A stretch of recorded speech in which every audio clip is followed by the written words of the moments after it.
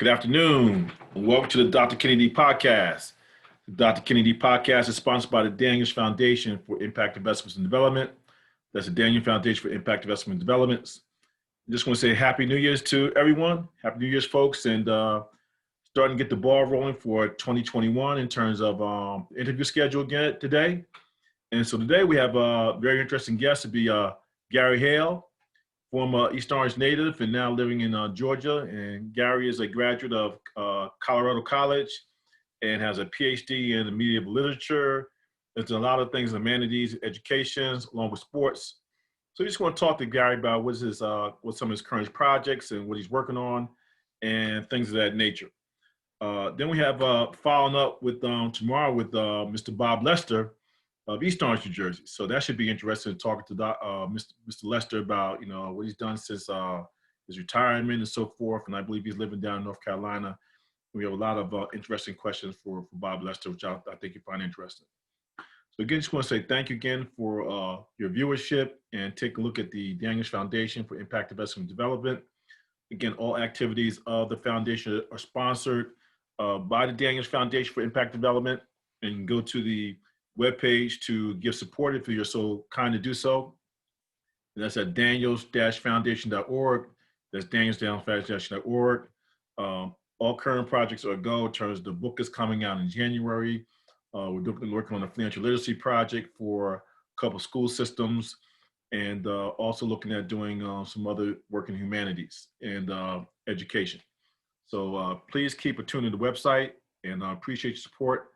And coming up on the other side, we have Dr. Gary Hale. We have Gary do his introduction. I think you'll find the hour very interesting. So thank you very much for your support, and enjoy 2021.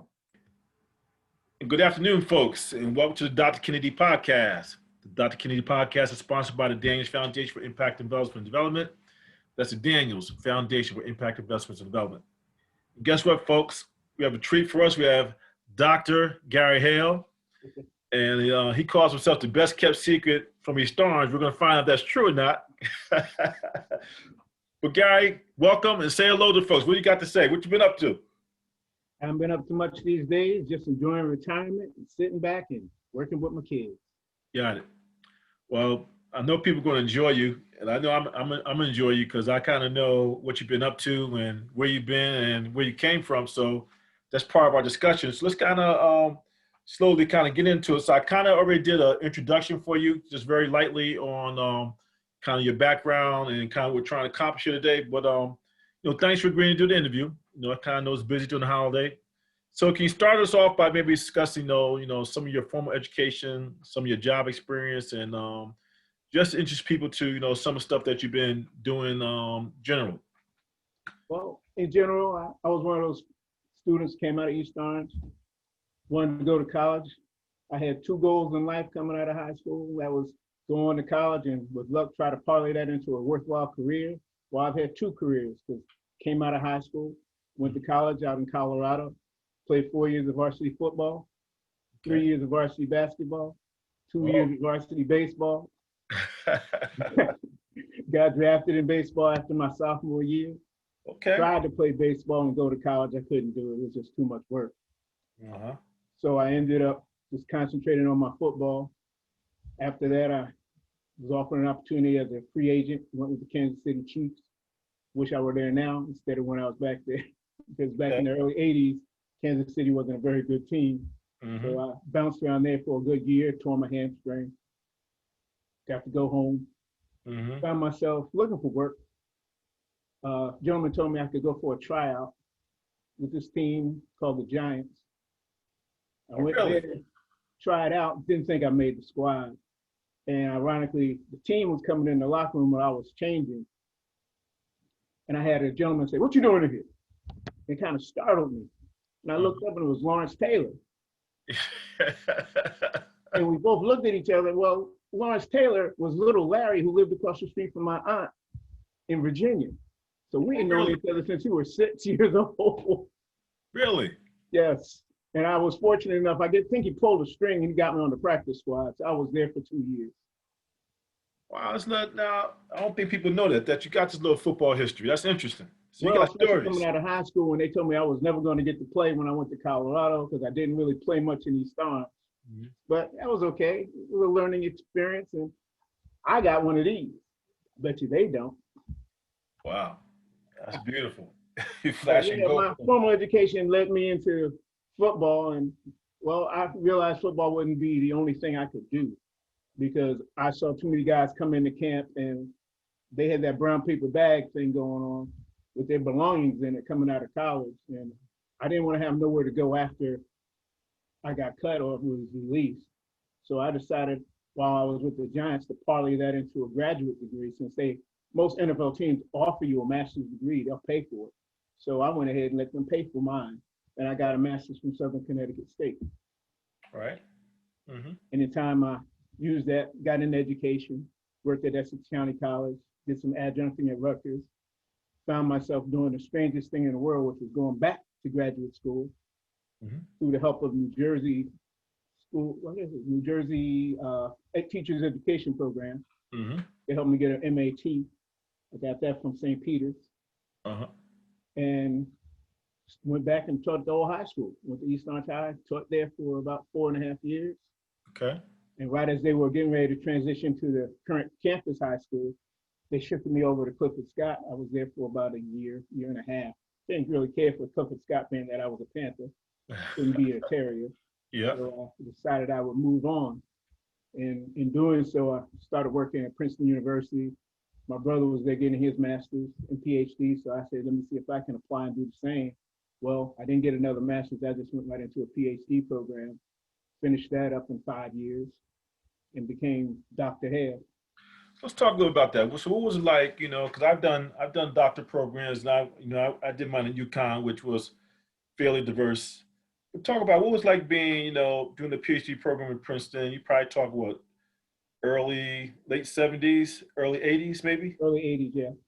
So what was it like being on campus? What was that experience like? Was it opening? Could you tell class structures, stuff like that? What kind of advice would you give for maybe some PhDs Well, of different backgrounds going to a white institution like that?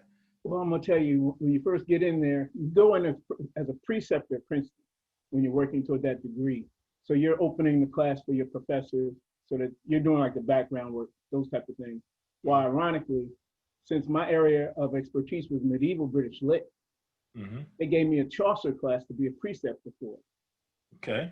Well, Chaucer, if anybody knows, is Middle English, that von, that opera with the shoulder, softa, that kind of stuff. And it doesn't even sound like English when you think of it.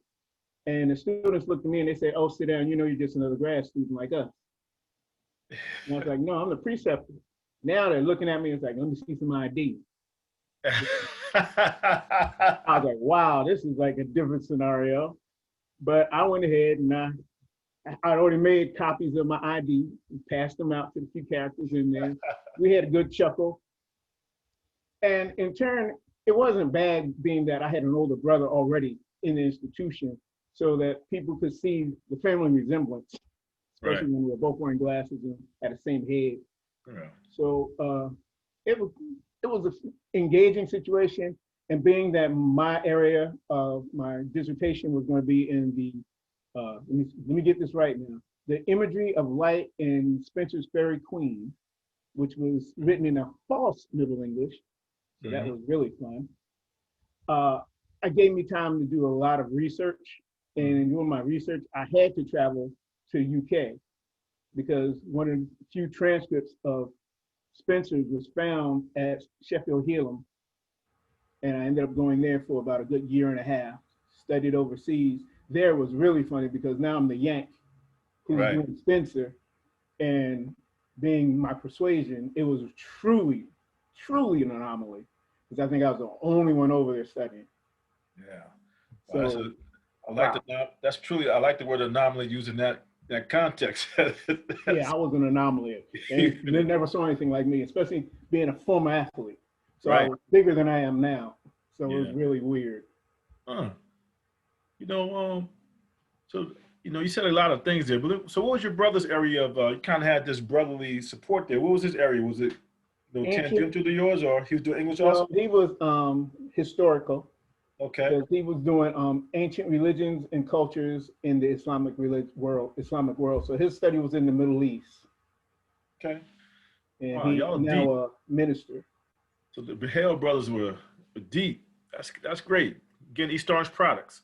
Yes. So now, kind of build along that, can you discuss your family structure, the influences your family had on you, and kind of how that set you up for success and things like that.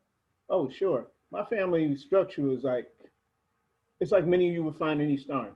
My mother was the leader of the home. My father and my mother had divorced when I was young because my dad was in the service. My mother didn't want to follow him because I was originally born in Germany. And I came to East Orange when I was 6. I Okay. spoke more German than I did English. Really? Yes. Wow. So when I got to East Orange, it was a different dichotomy because my mom was the leader of the household. My grandmother lived with us. My uncle Jimmy, who was working as a postal employee at the time, he had just gotten out of the Air Force. He was my male role model. Hmm. But everything came down from my mother. My mother was the warden of the prison. My grandmother was the governor. So all our discipline came from the maternal side of the household. Hmm. And we were all structured from my brothers and I all the way down that education was the way to go. You could be an athlete, but you needed to excel somewhere else. Right. So that education became first and foremost. My mother went back to school while I was in high school to get her doctor's degree, her MD. So I just saw a suit that I needed to continue my education as I went through college. Hmm. Wow. You learn so much by talking to people. So, building on these thorns, and you kind of you've been spent a lot of time there. So I think you're a good person to ask this question to. So what are some of your memories of growing up in East Orange? I think you grew up around Elmwood Park. Yes. And what do you think about the state of East Orange and North today? Well, I'm gonna tell you, I was in East Orange as a teacher from 1993 until 1997, 98, where I worked at the high schools and seeing where the city of East Orange was moving in that at that time, Mhm. the direction was not it wasn't copacetic for me as a parent because I had 3 small children and I felt I needed to be someplace that was a little bit more stable, a little bit safer because I was up around Prospect Ave and I loved it up there. I mean, the vintage homes, all Yeah, that man, there's some wonderful beautiful apartments up there. ambiance. But being that I was a character born in East Orange so much, not me literally born, but I came into my being as a person in East Orange. I went Right. to the East Orange schools. I went to a Catholic school in East Orange on Elmwood Avenue, Hmm. right across from Elmwood Park. I played my little league baseball and football in Elmwood Park I and know that. around Yeah. there. So I grew up with the area and I loved it. But seeing the direction it was moving in, and I didn't see that there was a lot of structure in the city. Hmm. I thought it would be best if my family and I moved somewhere Let me else. ask you, so what you attribute, hear a lot of people say that because currently I think people believe that East Orange is on the move. Yeah, But it's doing a lot better now. but during those time period, what do you think led to some of its demise? Whether it was political, economics, or I or think it just was a lot of economics. There's so many businesses moving out of East Orange at that time. The turnover was astronomical. I looked at the way Main Street came down. They had just brought down Central Avenue. Central Avenue became a grease strip almost. You had more fast food restaurants than you had stores where you could go buy a pair of shoes or something right, because a lot of places moved out. hmm, Used to have press up there. You had right, bookstore. Where's the bookstore in East Orange now? Bandwagon Records used to be prominent on Central Avenue. right. Gone. The stores where people actually went and had a connection to disappeared, and you were forced to go to the Livingston Mall or go to Newark or something. East Orange had nothing to offer economically, and that just deteriorated the community as a whole. Yeah, that's so true. Hopefully, some of that's building back as more middle class family come in and builds up that level, so poverty is not so dominant. That's Yes, yes, that's kind of me. I'm back in the area, and just the concentration of poverty is just overwhelming to some degrees relative to other areas. yes. And that's why I think this story that we're talking about here, of education and uplifting, it's got to become more prevalent. So jumping back into our high school years, what are some of your memories of growing up? In high school, and how did you participate in high school activities? And how did high school prepare you for your higher education? Well, I look back on my high school time as being very, very, very enthusiastic in that the activities that I got into, because unlike some people who were basketball stars, I just played a little bit of football and was Mhm. always looked on as the outcast because I wasn't from Oval, I wasn't this, I wasn't that. Mhm. And because when I went in as a freshman, I was on the varsity squad because a lot of the upperclassmen had quit. Mhm. So I wasn't looked on very favorably by some of my classmates because they were playing freshmen and I was sitting on the bench for varsity. They didn't realize that Coach West was a family friend. So he Yes, your gave me boy. a leg up. Yeah. Yes, nepotism reared its ugly head. But Yeah. no, I played football. I played tennis. I loved tennis. That was the best thing I could have done. I made great friends, great connections, even outside of the school, and it taught me to be independent, but also be a part of a team. Because Yep. of course, tennis is an independent sport. But then also, I was actively involved in the literary magazine, and that was like the perfect bridge for what I wanted to go into, which was being a writer. Talk about what was the name of the magazine? It's not something that's Echoes. probably well known.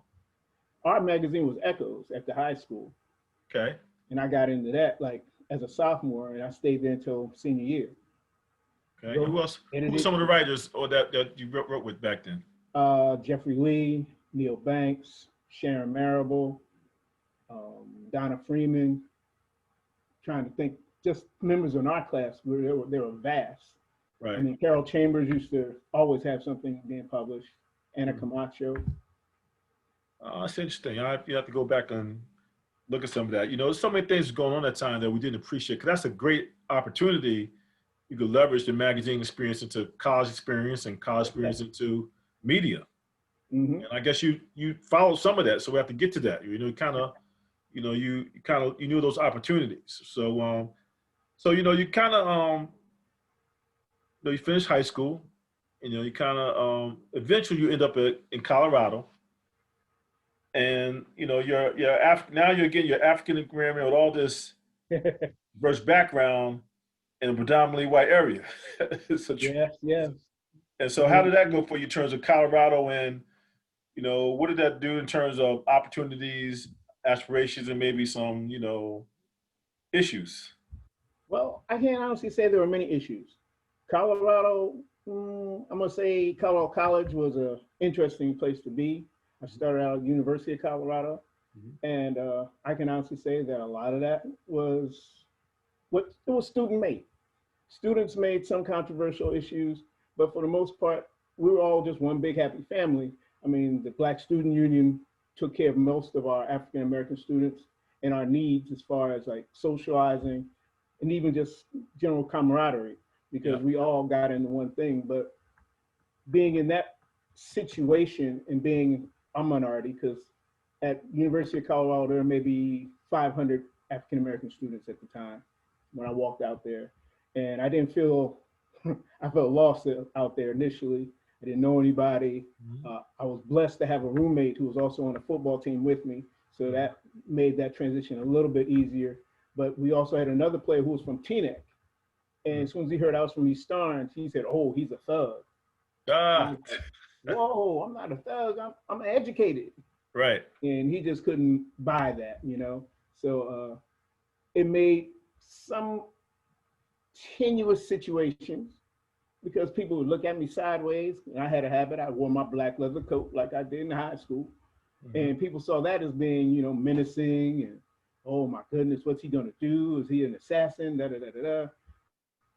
Well, it gave me a nice nickname because they started calling me East Coast Assassin.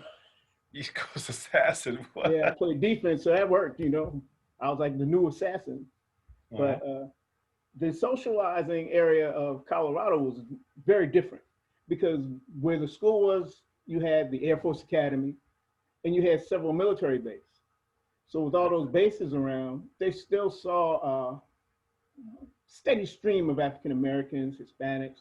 It was a pretty diverse area. Hmm. So luckily enough, people didn't get into that as being a negative, Right. but they did see it as a means to learn how to assimilate and how to make themselves more accustomed to being in that wide world of approval because being a college student, first thing and foremost, you're looking there for your academics. Right. You want to see how can you apply those academics to what you want to do later on in life. So you're setting your goals, learning how to prioritize, do those type of things. And since I was also a varsity athlete, I had to really learn how to balance all those different venues so that they wouldn't clash. So what's being a college professor, which one of your college professors probably had the greatest impact on you, in terms of maybe some direction that you kind of nailed it for you? Say, okay, well, you need to be thinking, given that you're this, you need to be doing a little more of this.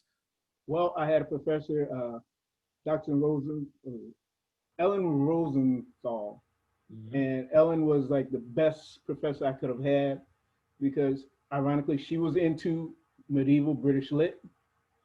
Okay. And I took a senior seminar from her as a sophomore. And as they say, I knocked it out the park. And she thought I'd be so great in this area because I had such a good grasp for certain things. And that made me feel like this is where I should be. Now, ironically, I was a business major. Right. We'll get to that. Yeah. Yeah. So being a business major, and I'm taking this English course, and I'm taking a senior seminar, and I'm like, wow, the prof thinks I'm good. I think I'll stick here. So I fulfilled those requirements as an English major, so I ended up having a dual major. And that made me feel a little bit more prepared for what I might want to do because I actually wanted to go to law school. And with Professor Rosenthal, as we call her, Ellen just gave me that positive reinforcement. Every time I did something, she was always saying, you can do better. This is great. And because she was always in the back of my mind telling me, you can do this, keep going, I ended up doing that. And by the time I got back to the college to show her, hey, look at my doctorate, she had gone back to school herself and became an MD and was in California. MD, wow. So she has PhD, MD. How cool is that? Jeez, I got to step up my game. Tell me about it. Yeah. Ooh. So, like you said, you were in business, but then, you got this PhD in media of literature, and I'm kind of jealous because now I'm into humanities and I kind of understand this role of the classics in, formulating, concepts, ideas, and expressing them. So how did that degree empower you in, and then taking a drop back from that, now that you are kind of have that background and now you've been in education and probably now doing a little consulting entrepreneurial stuff, how you connect all those dots? Very careful. Connect those dots. Very say. Well, I'm going to take it from another perspective than you just laid out. But being that I do the medieval British lit, I took that and I went into, since that is like the foundation for our literature today, modern English, I use that when I deal with education. In education, many students find a loss for the English language. They don't understand it. Why is it this way? Why is it that way? So now if I can show them the history of English, being that it comes from German, comes from French, comes from about 7 different languages, I give them a background in that history of the language. And I also teach them a little bit of Middle English. So now they can have something they call their own when they're learning their English. So all my classes would learn Middle English. So now they can walk through the halls and they can speak to each other in Middle English. And nobody knows what they're saying unless they have my class. Right. That's like knowing Czechoslovakian and nobody else speaks Czech. Right.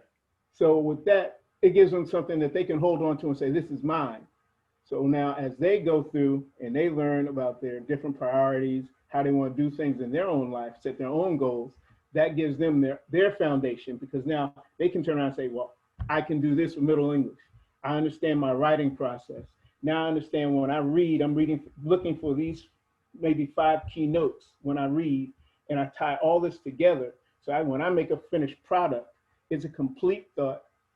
It has all my evidential evidence. And then I can come to a conclusion, which is not based on folly, but based on fact.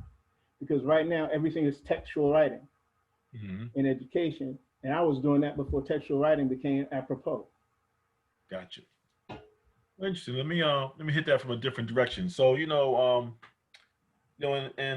college, this whole concept of experiential learning is a big buzzword, getting away from test exams and, basically, discipline evidence of a practice is satisfactory.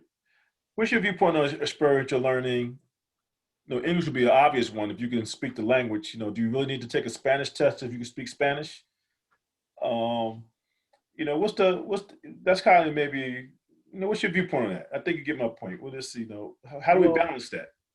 well, see, I'm gonna play with you on that because a lot of people will tell you when it comes down to students and the standardized testing and all that. I've seen schools where they want to work and teach to the test.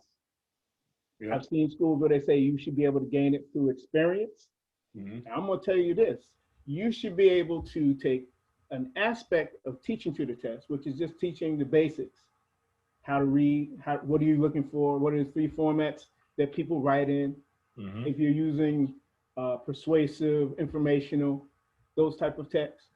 Basic schools. You need your basic skills to get anywhere in education because without a basis, you have nothing. Mm-hmm. So now, when you look at your experiential education, I'm gonna say, let's look at it collaboratively because now they want students to be able to teach each other so that they can develop those means through not only their own means of instruction, but through that of their party and their peers. Because everything now is turned into peer utilization, collaborative learning, and small group learning. The pods, yep. And I'm gonna say they're all the same thing. And in my mind, education is education. If you lay it out and you have your teachers working with facts, working with the students as a whole, and being able to break them down individually, because every student learns at his own pace. Mm-hmm. Mr. Daniels, Professor Daniels, you learned at your own pace when we were in high school. I learned at my own pace. Yep, that's true. Yep. We sat in the same classroom. Teachers didn't have to walk over and say, Mr. Daniels, what are you doing? They would say, I know you got it. And then they go to find who was having a problem. Right. Teachers don't do that now because now we are telling teachers, you have to put them in these groups. Grouping works with some students. Some students don't like working in groups. I can attest, I for one hated being put in a group. Yeah. If you let me select my group, that was different. Mm-hmm. So now my attitude is when you're working with a group of students, and teachers are the worst students you could ever have. And that was my job for many years working with the District of Columbia. I taught the teachers how to teach. Right. They're the worst ones. But I find that if you put that teacher in a position where they can excel at their own pace and they don't have to follow this strict guideline of standards or curriculum, but they can manipulate that curriculum and make it a thematic approach if they want, or a chronological approach if they want. But as long as they have to take ownership in what they do, they'll do the best for you as an administrator, but they'll also do the best for those students. Because nobody wants to do what I'm doing, and I love this, mm-hmm. and my students not get it. Because how many times have you heard a student say, I understand what you're saying, professor, but I don't get it. And they look at you like deer in the headlight.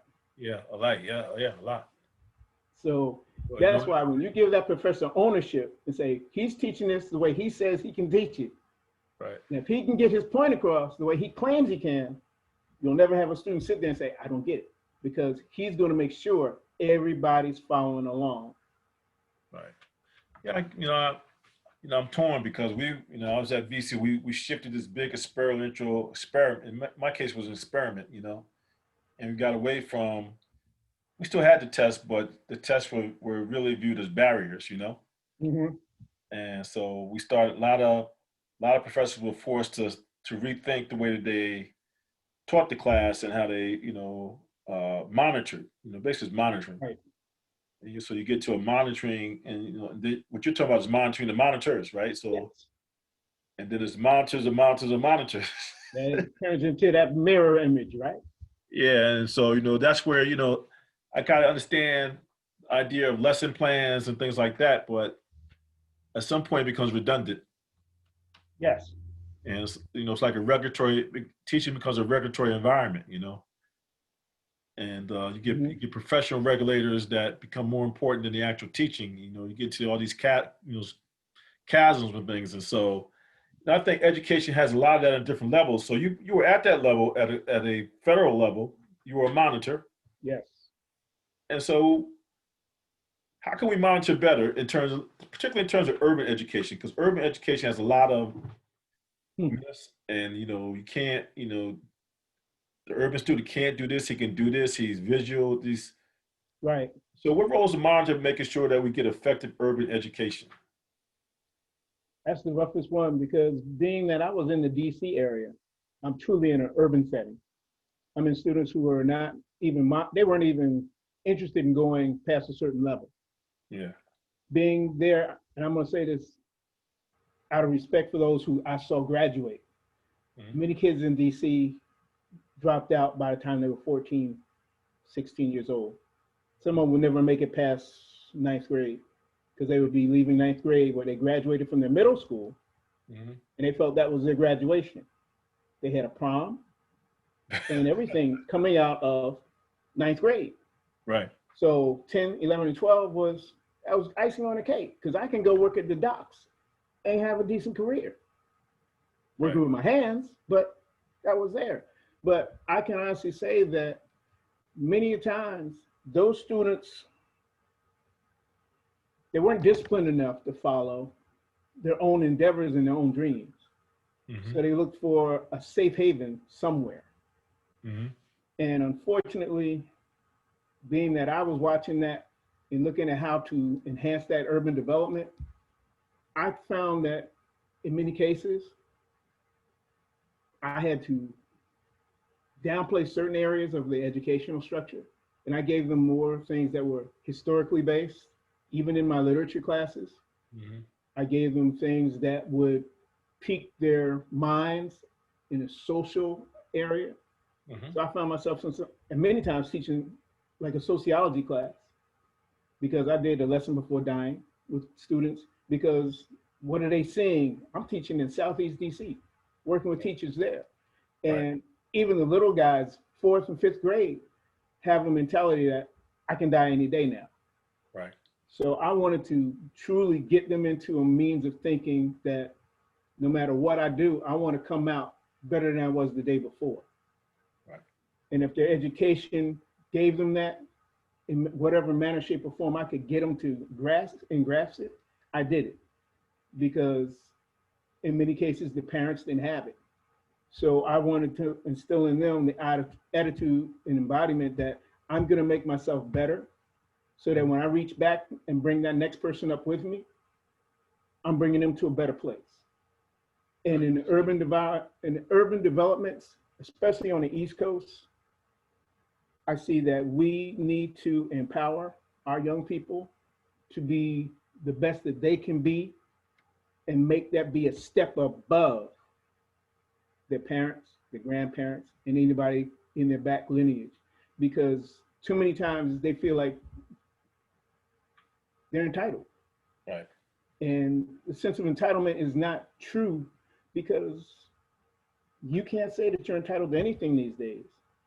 They want to cut education. They want to cut those funds. Some colleges don't even offer the same type of scholarships and fellowships that they used to when you and I were going to school, Doc. Right. So what do you give these students? They'll come out thinking, I have to get a sports scholarship. But the second your knee is gone, your ankle's blown, whatever, your shoulder goes as a football player or a basketball player, forever, you can't finish your degree. Right. But nobody can take your brain away from you. Yeah.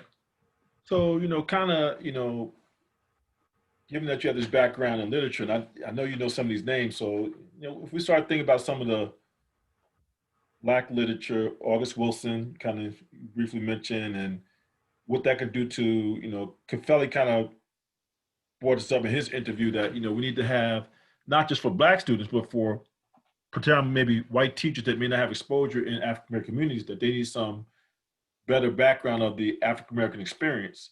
So what do you think of, what do you see out there in terms of, because you probably, or more than I am, aware of Black authors and Black literature. What do you see out there that's promising in terms of Black literature and Black authors per se, and what that could offer to curriculum in terms of some of these goals of educating white teachers, maybe elevating, the mindset of some Black students, stuff like that?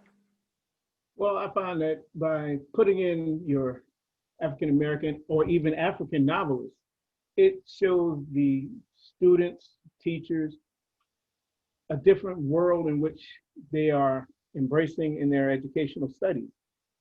Perfect example, while I worked with East Orange school system, I recommended The Palm Wine Drinker by Amos Tutuwala into the curriculum because it's a book similar to The Man from La Mancha, because he's going on a quest. He's trying to search out something. And ironically, when I went back to work in East Orange, my second time, because I worked in East Orange School District 2 years, I was there twice, it had been added. And I was like, excellent book. And I can honestly say there are many novels that you can bring in that will introduce young teachers who are not familiar with African writers, Wallace Owenka, of course, Chinua Achebe. I mean, those authors write to what's happening right now in America. Black Lives Matter. They all tie into that same ideal because you find them looking for self-improvement, also trying to get socialization to be a balanced thing instead of being one-sided. You know, African Americans want to strive, they want equality, yet we still don't know how to move without being aggressive. We have to remember, you know, Malcolm said by any means necessary, but that doesn't mean we got to push down the door. But it also doesn't mean we got to just lean up against it. We got to figure out that equilibrium there. Confidence and cockiness. Yes, we got to lose some of that swag and have more sophistication. That's a good way of putting it. So, you know, kind of jumping on that. So, what about some of your work? Can you discuss some of your literary works and how can literature advance this empowerment of the Black community? You kind of touching on it. Well, ironically, a lot of my work, when I write, I do a lot of writing, of course, from my own perspective and background, but I will change my point of view. A perfect example, I wrote a short story about a young lady who was having problems with an old boyfriend, and he was her boss. And I wrote it from her perspective. So I wrote it from the female perspective. Yeah. And when I put it out there and let people read it, they was like, "Oh, what young lady wrote this? I want to know her because she knows what's going on." I said, "That young lady was me." Right. You know, people were like, "Huh? How'd you do that?" I said, "I don't know. I found that soft side of me. I don't know." But I hit. But I try to write so that it spans across racial divides. I try to write for anyone and everyone. I write some things that are lighter, some things that are funny. I'm working on a short novella now in which it's about a young man who goes back to his community, who wants to work as an accountant with some of his friends, and how they have developed a company that can help all those in their community, but while also enhancing that community too, because they're Black CPAs. And you don't find companies like that. It's funny. I think of the things, the literary things that really impacted me at the time that I didn't realize. Like, I always remember the ode to a Grecian urn. It's like, it was just so simple, so simple and elegant. And I remember, our first time kind of made us read this thing. And I'm like, why are we reading this thing? And, but the fact that, this thing has transpired through time, some things are timeless, Yes. And, literature does that, and just certain books, I mean, of course, by subject matter, there's certain things that are more important than others, but, Huck Finn, there's all kinds of stuff that is just classics that are timeless. And, I was just down south and I was down by the Suwannee River. Yes. And so, these things, you read about these things, but you actually say, well, oh, these things were inspired by reality. Oh, yes. And so I think that's the one thing that I don't think that we kind of grasp in the African American community, that we need to read because it helps, it informs us about our reality. And, so, like you mentioned, these authors that are kind of connected to the Black Lives Matter, and I kind of want to move in that direction. So, what's your thoughts about, this Black Lives Matters movement? How does, arts, education, literature play a role in it? And, what do you think we expect to see in terms of impact on racism going forward? Ooh, that's a loaded question. When I thought about it this weekend, I thought Black Lives Matter. I said, it's about time people verbally say it out loud because we felt it for years. Yeah. but we're finally saying it. And when you look at it as a means of what's happening with the literature and how can it apply, well, you can go all the way back to Iceberg Slim, man. Iceberg Slim, Donald Goines, those guys were putting it out there that Black Lives Matter. Then even a pimp was worth something. You just had to find his value. So when you think about Black Lives Matter in literature today, oh man, you got so much of it. You got so much literature out there. Because when you look at things like The Bean Eaters, which is a poem about an old man and woman who live their life eating beans, and then they come to a realization that nobody cares. Yeah. I'm here, I'm struggling, but nobody cares. That's Black Lives Matters. You have A Summer Tragedy, Arne Bontemps, about an old Black couple. They've lived their lives doing the same thing. They're sharecroppers. And then finally, one day they decide, we're going to take a ride. They hop in the car and they take a ride. Now, I'm not going to say how that ends, but they take a ride. So a lot of it harkens back in the back of your mind. How can we make a difference in these lives? And it's just like now, how do we make a difference in these people's lives? Because Black Lives Matter. You have to have something there for us. I have a 9-year-old. I think of him every day when I walk out the door, because I don't want to be like that one father who goes to get in his car and gets shot in his back because the cop said he's going for a knife. Right. You know, I think of those things when I get in my car and I go to the store to buy a loaf of bread. Will I come home? Because right now, the pressure out there is so thick on a Black male, especially, that I worry every day. I get up and get in my car and go somewhere. So many days I stay right in my house, hunkered in. COVID doesn't help, but I just don't take the long rides. I used to drive back and forth to Maryland and to New Jersey. I don't do that anymore. Let me piggyback on that because I've gone through some of these discussions and I'm starting to see a certain mindset kind of develop of Black men that, as Black men have become empowered and become more empowered. Do you see that's a direct threat to white America, that they'll feel our empowerment and our success as a threat? Oh, most definitely. Most definitely. I left my position in DC for that very reason. Really? Because they looked at me as being a threat. Because I worked with the DC public schools for a period, and being known as Dr. Hale in that department, where I was working with teachers as a teacher's consultant, I ran a group of quote unquote instructional coaches. My instructional coaches out of the whole district scored the highest in their evaluations year after year after year.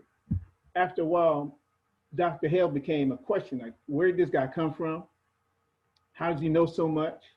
What school did he go to? And suddenly, it wasn't like I went to school in DC or where people knew me. Suddenly they want to know, well, what college did he go to? Colorado, St. Peter's. Ooh, Princeton. When was he at Princeton? He didn't go to Princeton. I didn't go to Princeton.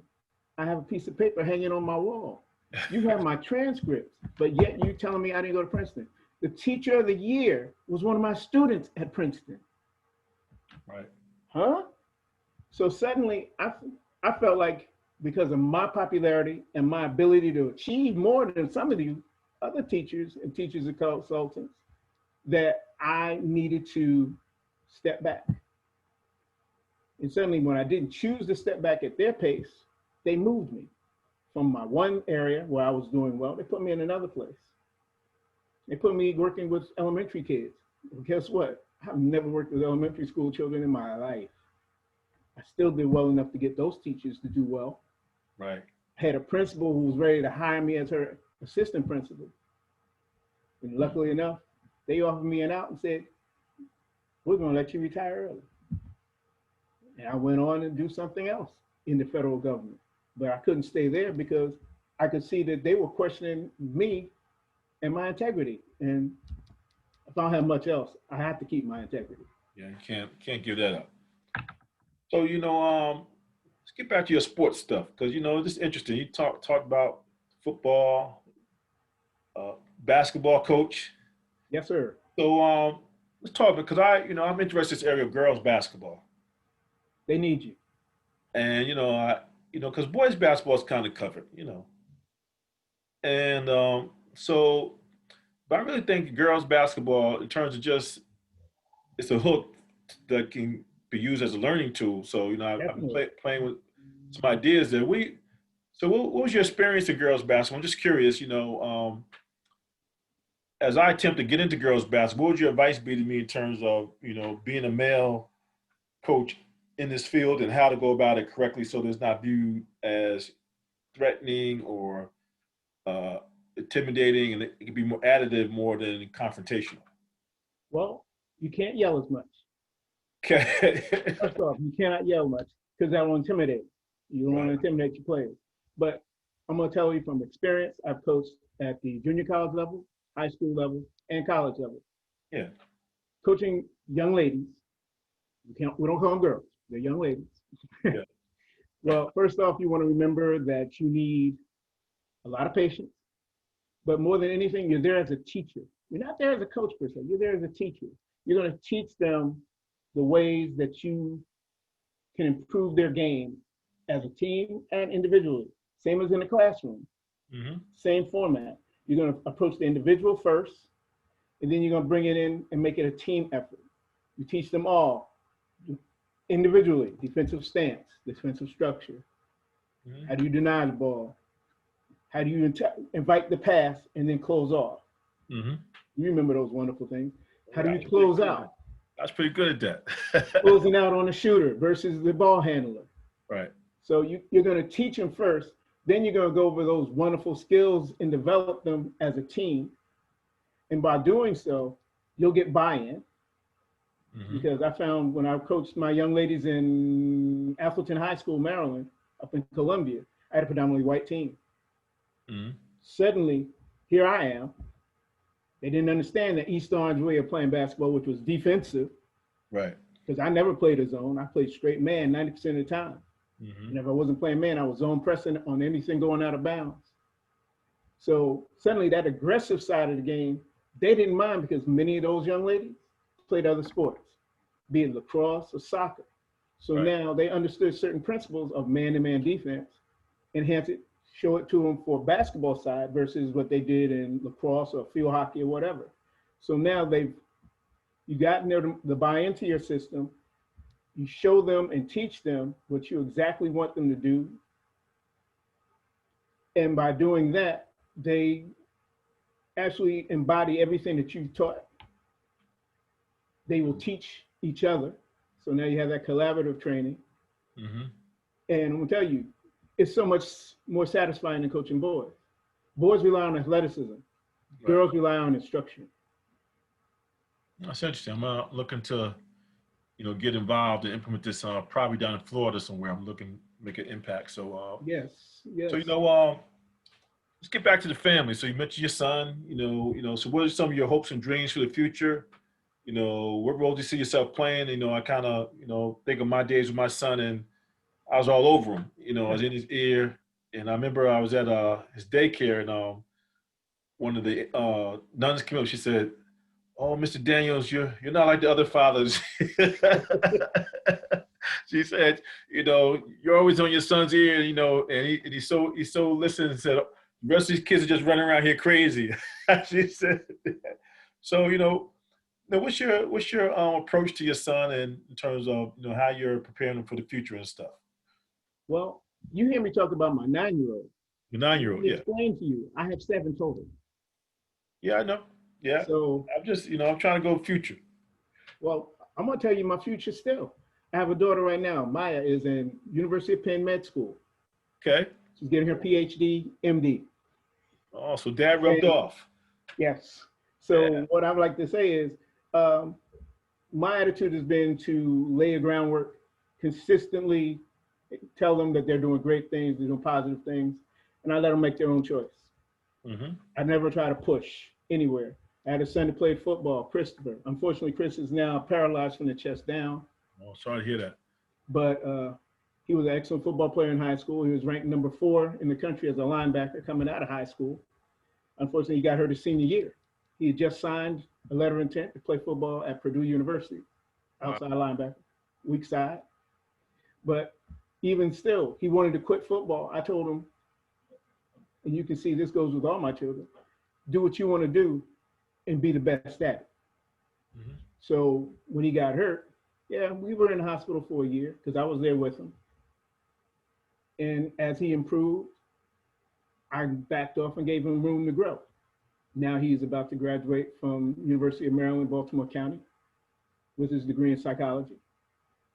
And he's going to continue to work with the hospital where he was in, Kennedy Krieger in Baltimore. He's going to counsel the young adults there who have spinal cord injuries because he wants to do what he can do best. And all my children are the same. So my 9-year-old now he wants to be a teacher. I don't know where he got that crazy idea from to be a teacher, but he wants to be a teacher and he wants to work with elementary age kids because he thinks they need a strong male figure. So I guess Wow, I'm glad you brought that issue up. I forgot I could talk to you about this, that the number of men in teaching is dismally small. They don't pay. A male is usually the leader of his household. He has to have a means to take care of said household. So without that monetary background and fulfillment, you can't do what he's supposed to as a dad or as a husband. So we find ourselves going in the areas where the money's a little bit more lucrative, not unless you're in a system where they pay. And there aren't many of those because most teachers are female, and that's usually a secondary means of compensation. Mm-hmm. Yeah, it's interesting that, but it's not a bad way of life. You're like, you may not be, you might not be bring home, the Wall Street salary, but, you could double up certain things. And I'm just surprised that the numbers are not trending better. That when the word is out that, because you could be in Wall Street, get burned out 4 or 5 years and be a piece of toast. Definitely. Now, unless you go work in DC where you make 6 figures after about 8 years, 10 years in education. With a master's degree, you're making 100 grand. Yeah. I don't think there's many champions of the profession. No, not anymore. Because you don't even find many coaches now that are African-American males, except in certain areas. Yeah, interesting, So we're kind of coming up on an hour. So, going to give you a couple of minutes here to kind of summarize, what some of your future projects are. Might be working with some future gems. So what's the pipeline look like for you in general? You don't have to get specific if you don't want to, but what are some areas that you might be looking to, make a mark in? Well, right now I'm just concentrating on my writing. I think I'm going to be doing some work on a couple of novels, maybe a script or two. Mm-hmm. I think I have a few of my own projects because I do a lot of poetry. So I'll sit back and write some poetry, get those put in some literary magazines and call it a day. I was working on a textbook because one of my areas for expertise there is ancient Middle East. Mm-hmm. I do some work with Harcourt Brace Jonovich.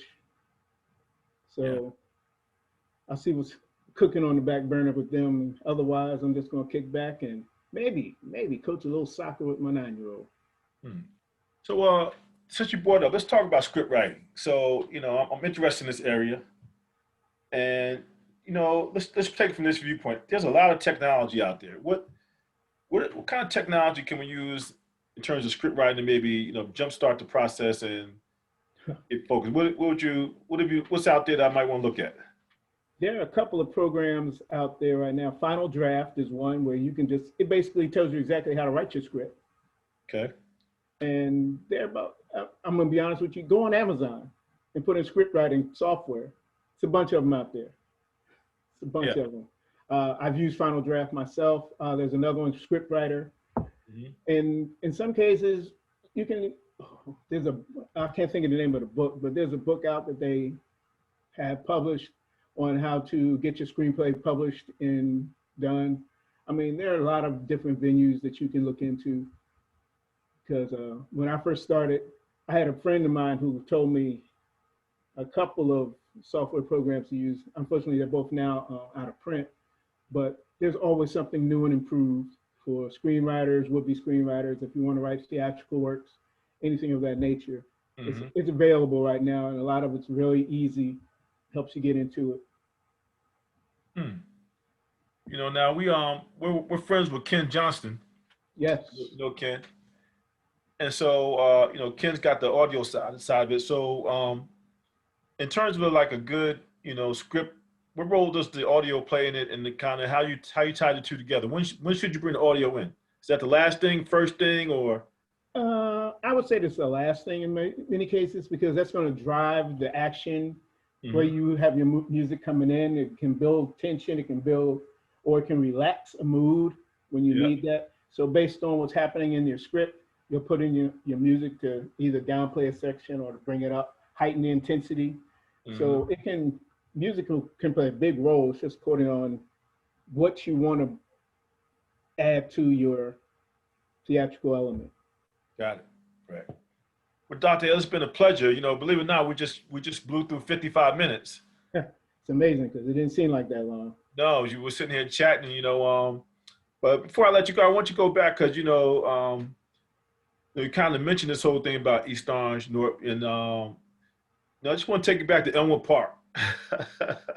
Don't you talk about Washington baseball? Yeah, well, I'm not going that deep, but what is it? What is it that? So I view you as an Elmwood guy.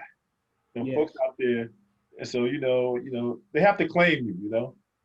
And the point is that you're one of Elmwood's best, and it's kind of like it goes to my point. We started is that you're probably one of Elmwood Park's best kept secrets. And Hey, and back in the day, Elmwood was actually Elmwood probably had the best field house in the city. oh, most definitely. They're the best So coaches too. huh? They're the best coaches too. Well, I don't know about all that. Let's not stretch it. Y'all had a pool. It They're was like playing. playing tennis courts. So in some ways, it was a cultural park. It was probably the most culturally balanced park in East Orange. I mean, a lot of people at Oval might disagree with that. True. Well, Oval Oval had the best baseball field. at that time. But you had baseball, football, basketball. So kind of think of this picture of Black culture at Elmwood. What do you think we could take from that era and maybe as a glimpse was try to leverage into today that might be missing or could be amplified? Wow. Could definitely be amplified because the history in that park alone could shout from the mountaintops about the lineage of East Orange. I Yeah. mean, you look at the tennis court, you got Althea Gibson. Wow. Yeah, And that's a she name. played there regularly, even up to her death. She was Is still she? out there coming Wow. out, helping out the young kids. Is that And where she that learned was the game? Did she learn tennis in Elmwood? no, she was originally from New York, Europe. but she moved to East Orange back in the early 60s. Okay. So even when Elmer Park had clay courts there, she came out and played there.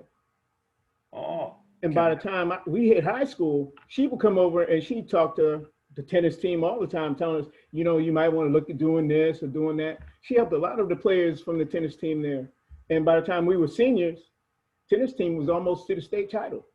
We were in the state finals a couple of years.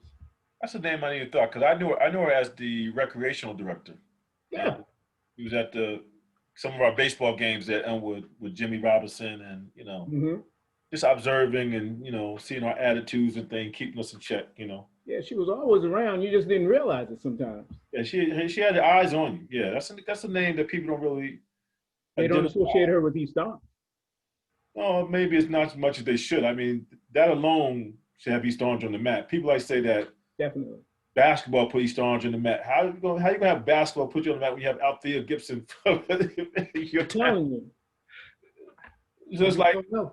that just shows you the psychology of the whole place is not right just from that statement right there. Well, see, even when I was playing tennis there as a kid, a lot of people looked at tennis and said, oh, that's not your sport. You should be playing basketball. You should be out there playing baseball. Right. But I mean, there are a lot of prominent tennis players that used to come to East Orange and play on those courts. Right. We used to host the ATA tennis tournament. And Hmm. that was the Black Tennis Association. They came there every year around, I'm gonna say early August, and played out on those Elmwood Park courts. Yeah. So now, recently I was at Elmwood. They do the concert Cultural there. fair? The it's a concert skip my name, but the music concert there. The Yeah. with John Thurman and what am I house music? Yes. The house music. What kind of concerts do you remember back at Elmwood during the day? Like, what did they have there? Did they have any jazz? Any? They didn't do as much jazz, but they did do other things. I remember them having, I want to say they just had some good old fashioned hip hop out there for a while. They had some funk. Because I remember being out there hearing SOS band blasting on Saturdays. Yeah, I can see that happening. Yeah. So yeah, there was always a concert or something going on there, especially around the 4th of July. They always had some kind of little something going on in the park. Field house would be overflowing with people. Oh yeah. Man, that place would be rocking. Yeah. Yeah, you had your juices going as a young man down there, huh? It's like, oh yeah. So Don't get me thinking. Blessed, so Get me in trouble. My wife might come in. yeah. Well, Gary, I want to thank you. It's been a pleasant hour.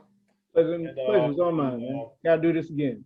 Yeah, we have to get you back and maybe do some panel stuff because there's so many talented people from East Orange. But I appreciate your time, and with your permission, I'll post this on Facebook and YouTube, and and then you'll be part of the record, which is really interesting. That you're preceding Bob Lester, so it'll be interesting. So having Lester next, so it'd be you're a nice way to kick off my 2021. I thank you. Well, thank you very much. Yep. All right, Gary. Thanks a lot. I appreciate you, brother. All right. You take care. I'll talk to you soon. All right. Yeah.